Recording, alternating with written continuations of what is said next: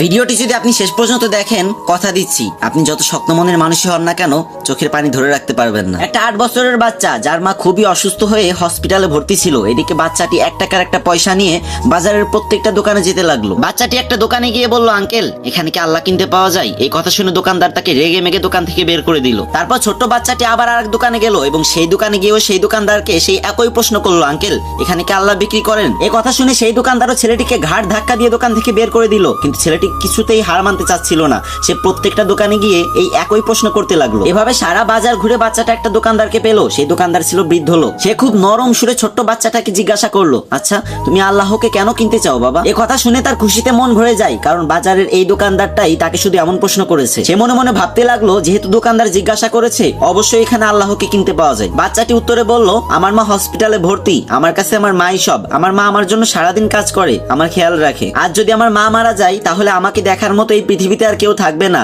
Doctor বলেছে একমাত্র আল্লাহ তাআলাই তোর মাকে বাঁচাতে পারে, তোর মার শ্বাস ফেরাতে পারে। আপনার এখানে তো নিশ্চয়ই আল্লাহকে কিনতে পাওয়া যায়, তাই না? যাকে দিয়ে আমি আমার মাকে বাঁচাবো। তখন দোকানদার বলল, হ্যাঁ অবশ্যই এখানে আল্লাহ পাওয়া যায়, কিন্তু তোমার কাছে কত টাকা আছে? তুমি আল্লাহকে কিনতে পারবে? তখন বাচ্চাটি খুশি হয়ে বলল, এই তো আমার কাছে 1 টাকা আছে। তখন দোকানদার বাচ্চাটির হাত থেকে 1 টাকার পয়সাটা নিয়ে বলল, আরে আমার এখানে তো 1 টাকা দিয়েই আল্লাহকে পাওয়া যায়। দোকানদার ছেলেটিকে 1 বোতল পানি দিয়ে বলল, এটা আল্লাহর দেয়া পবিত্র পানি, এটা তুমি তোমার